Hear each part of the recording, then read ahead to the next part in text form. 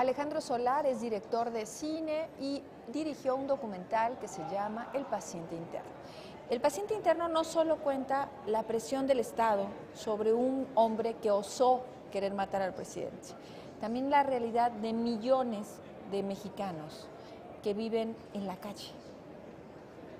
Sí, efectivamente el hecho de que cuando yo empecé la investigación, Carlos Castañeda era un indigente, ¿no? O sea, en su carácter en la actualidad de indigente caminando por las calles de la Ciudad de México, lo primero que yo abordé y puse como estructura fue precisamente este internarme, digamos, en este mundo de los desposeídos, ¿no? En este inframundo, pues, ¿no? Realmente.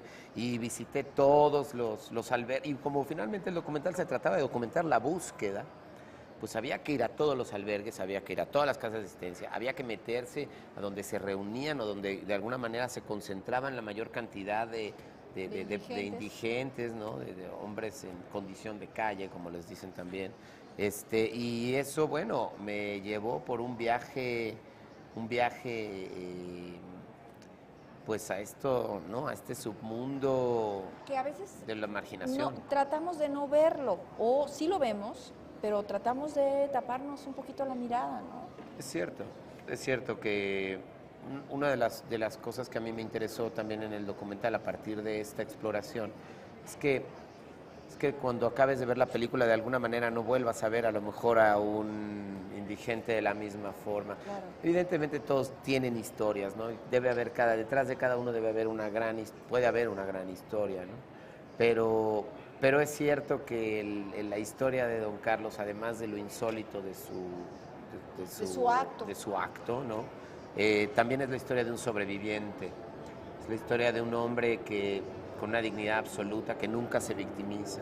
Es una historia de un hombre de fe, que finalmente, pues, basado en su fe y en un afán, digamos, inspirado en las ideas cristeras, ¿no? Curiosamente no tenía nada que ver ni con los comunistas, ni con los estudiantes, ¿no? O sea, en realidad su reivindicación viene de un libro, una novela cristera, que le cambia la visión en su afán. Él tiene una vocación sacerdotal, él quiere ser sacerdote y los sacerdotes le dicen, no, bueno, estudia la secundaria, cuando termine la secundaria entonces abramos, ¿no?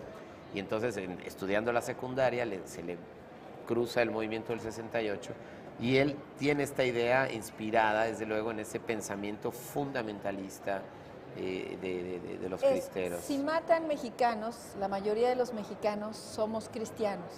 Católicos, ¿no? Entonces esto es contra el catolicismo.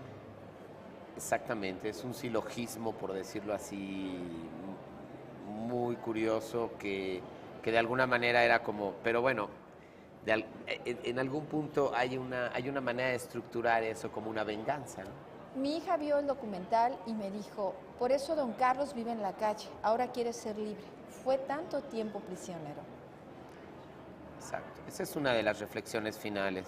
Es decir, también por eso es una historia que también nos habla de de la condición humana también, nos habla de lo que significa perder la libertad y recuperarla, claro, de algún modo también, y nos habla, bueno, la figura de Carlos Castañeda es realmente encarna también un poco esta fuerza de sobrevivencia, esta dignidad, ¿no? También las mujeres, voy a decirlo, son muy pocos los personajes que participan, pero hay uno muy fuerte, la abogada, las periodistas, ¿no? Que son las que participan en destapar un poco a don Carlos hacia la sociedad, ¿no?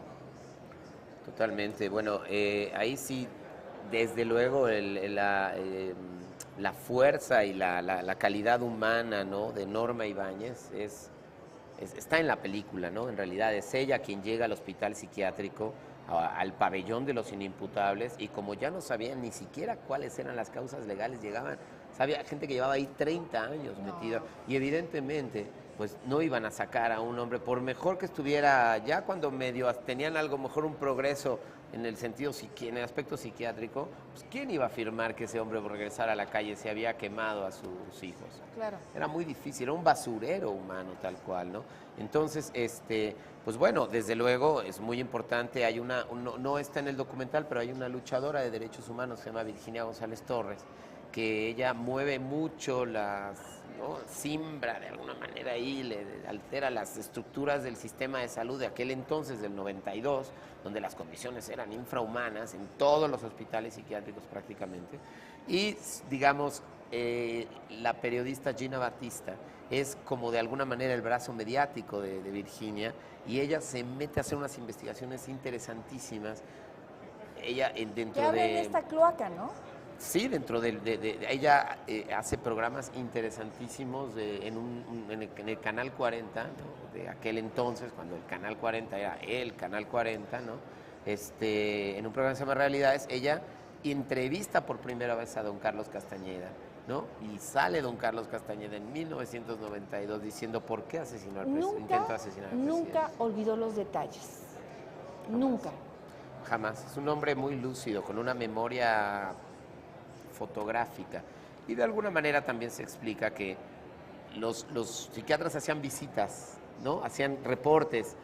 Durante 23 años hicieron cientos de reportes, y él desde el principio siempre repetía lo mismo. ¿Por qué estaba ahí? Porque intenté asesinar al presidente. ¿Por qué lo intentó asesinar? Pues por la matanza del 2 de octubre. Y así, ¿no? Digo, no voy más para que vean la película, ¿no?